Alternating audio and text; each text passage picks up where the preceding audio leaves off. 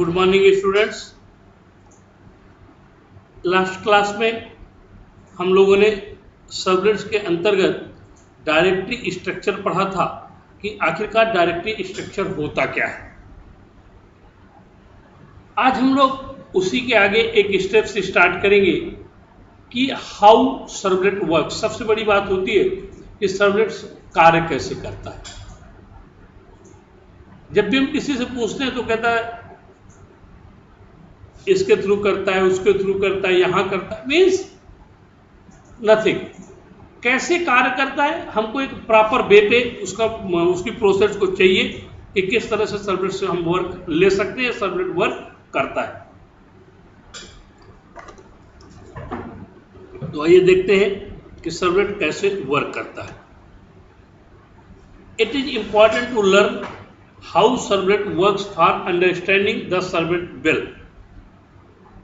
ये बड़ा ही महत्वपूर्ण है और हमें यह जानना आवश्यक है, सीखना आवश्यक है कि सर्वलेट्स की जो वर्किंग होती है वो कैसे बेहतर हो सके, कितनी अच्छी तरीके से समझने योग्य हो सके, वो हमें देखना और समझना है। Here we are going to get the internal detail about the first servlet program. हम इसमें ये डिस्कस करेंगे कि एक हम पहला अगर सर्वलेट प्रोग्राम बनाने जा रहे हैं तो हमें किस तरह से इंटरनली प्रोसेस क्या क्या होती हैं कि प्रोग्राम्स के द्वारा हम बता सकते हैं कि सर्वलेट कैसे कार्य करता है। The server check if the servlet is request for the first time. जब सर्वर किसी भी प्रोग्राम को फर्स्ट टाइम रिक्वेस्ट करता है तो सबसे पहले सर्वर चेक करता है कि वो किस तरह से कार्य करेगा। यदि पूछेंगे तो if yes web container does the following task. और सबसे पहले क्या करता है, अगर फर्स्ट टाइम में रिक्वेस्ट ना तो वेब कंटेनर क्या करेगा, कुछ टास्क परफॉर्म करेगा। क्या क्या टास्क हो सकते हैं वो देखिए आगे।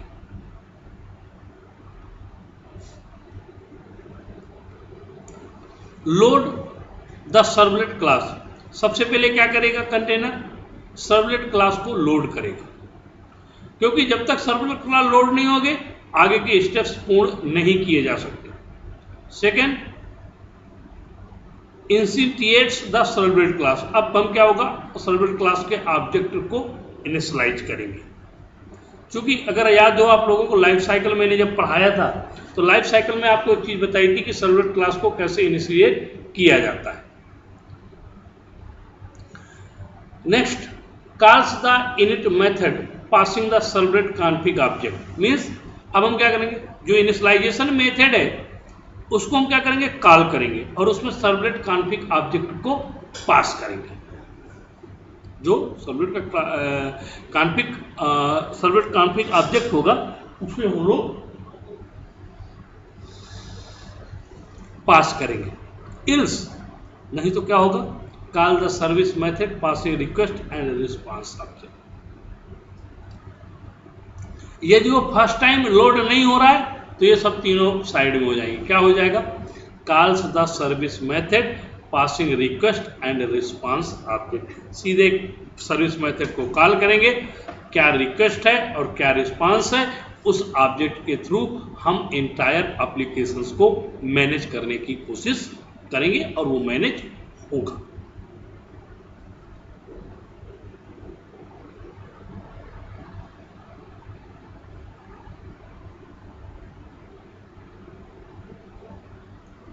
इसके बाद the web container call the destroy method. और ये पूरा काम होने के बाद क्या होगा, वेब कंटेनर क्या करेगा, डिस्ट्रॉय मेथड को कॉल, क्योंकि काम खत्म हो गया। काम खत्म होने के बाद वो डिस्ट्रॉय होगा तो कंटेनर क्या करेगा, डिस्ट्रॉय मेथड को कॉल करेगा। लेकिन कब, when it needs to remove the servlet such at time। लेकिन जब जिस टाइम पर हमें सर्वर को या तो रिमूव करना है या फिर स्टॉपिंग सर्वर और अनडिप्लॉइंग द प्रोजेक्ट, यदि हमें या तो हमारा सर्वर रिमूव होगा या सर्वर हमारा स्टॉप हो जाएगा या हम प्रोजेक्ट को अनडिप्लॉय ही छोड़ देंगे, उस केस में डिस्ट्रॉय मेथड कंटेनर कॉल करता है। कब कब?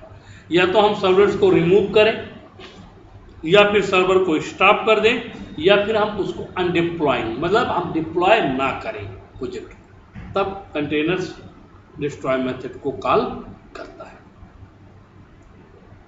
How web container handle the servlets request. अब बात आती है, पिछले स्क्रीन पे आप जाइए, ये call the service method passing request and response object. तो यहां पर क्या होता है, container handle the servlet request. कैसे हैंडल करता है? तो the web container is responsible to handle the request, let us how it handle the request. मतलब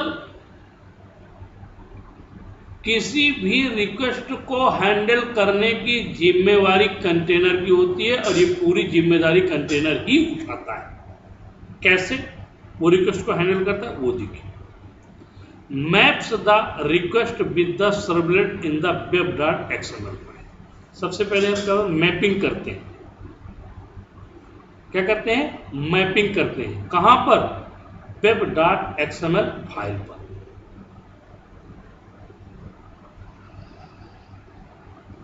जब तक रिक्वेस्ट मैप नहीं होगी, रिक्वेस्ट वहां पर मैप होने के बाद ही कंटेनर के द्वारा हैंडल की जाएगी। Creates request and response object for this request. अब जो रिक्वेस्ट कंटेनर के पास आई है, उससे रिलेटेड रिक्वेस्ट के हिसाब से हम रिक्वेस्ट और रिस्पांस ऑब्जेक्ट को क्रिएट करेंगे। जो रिक्वेस्ट है उसका ऑब्जेक्ट कैसे क्रिएट करेंगे, वो भी जिम्मेवारी वेब कंटेनर की ही होती है। Calls the service method on the thread. दूसरा, थ्रेड की सर्विस मेथड को कॉल करना। जो भी थ्रेड्स रन कर रही होंगी उनकी सर्विस मतलब रिक्वेस्ट और क्या होगी, response. The public service method internally calls the protect service method. और इसके लिए हमें क्या होता है, इंटरनली मेथड्स को कॉल करते हैं ताकि हम सर्विस मेथड को प्रोटेक्ट कर सकें। The protected service method calls the to get method depending on the type of request. अब जो सर्विस मेथड होती है वो डू गेट मेथड्स के द्वारा डू गेट मेथड्स पर डिपेंड की जाती है।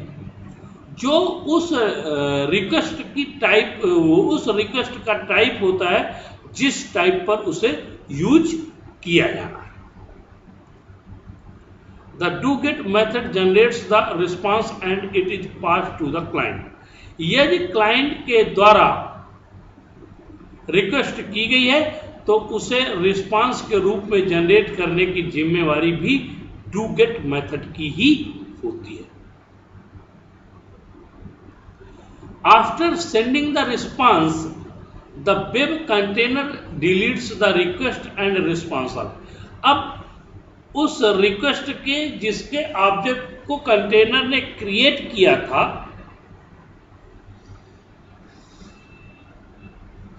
उस कार्य के पूरा हो जाने के बाद, अर्थात उसके रिस्पांस को सेंड होने के बाद, उससे रिलेटेड कंटेनर रिक्वेस्ट और रिस्पांस ऑब्जेक्ट को क्या कर देता है, डिलीट कर देता है।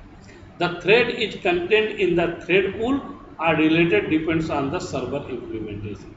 और जो उससे रिलेटेड थ्रेड थी वो या तो थ्रेड पूल में चली जाएगी, या फिर वो डिलीट हो जाएगी, या फिर सर्वर के इम्प्लीमेंटेशन पर वो डिपेंड करती है कि आखिरकार वो क्या करेगी। तो ये है आपका सर्वलेट्स वर्क कि किस तरह से सर्वलेट्स वर्क करता है। अब दूसरा इंपॉर्टेंट पार्ट इसके साथ जोड़ दिया मैंने, welcome files in the web.xml। मतलब वेलकम फाइल्स का कॉन्सेप्ट सर्वलेट से बड़ा महत्वपूर्ण होता है। सर्वलेट से क्या, जो भी वेब एप्लीकेशन होते हैं उन सभी के लिए महत्वपूर्ण है। तो the welcome file list element of web apps. किसी वेब एप्स में वेलकम फाइल की लिस्ट होती है, is use to define a list of welcome file, जिसमें ये डिफाइन पहले से प्री डिफाइन कर दिया जाता है कि कौन कौन सी वेलकम फाइल हो सकती है, कौन सी वेलकम फाइल्स हैं। Its sub elements is welcome file that is use to define the welcome file. और ये एक तरह से एक सब एलिमेंट्स है जो वेलकम फाइल में इस बात को डिफाइन करने के लिए कि वेलकम फाइल कौन कौन सी हो सकती हैं।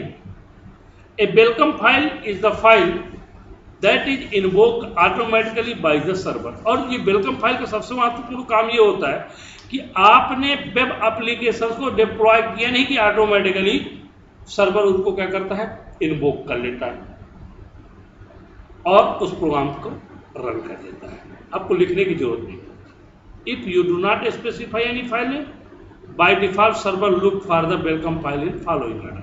यदि आपने वेलकम फाइल नहीं स्पेसिफाई किया है तो डिफॉल्ट रूप से जो सर्वर होता है वो वेलकम फाइल को निम्न ऑर्डर पर देखता है, फॉलोइंग ऑर्डर पर उसको मैनेज करता है। वो कौन कौन से ऑर्डर है वो देखिए। पहला, वेलकम फाइल लिस्ट इन वेब एक्सएमएल। तो पहला क्या है इसमें, इंडेक्स फाइल। सबसे पहली क्या है आपकी, इंडेक्स फाइल है। इंडेक्स फाइल मतलब आपकी जो इंडेक्स, सबसे पहले क्या देखेगा, इंडेक्स डॉट एचटीएमएल। अगर इंडेक्स डॉट एचटीएमएल से है तो उसको वेब वो वेलकम फाइल मान लेगा।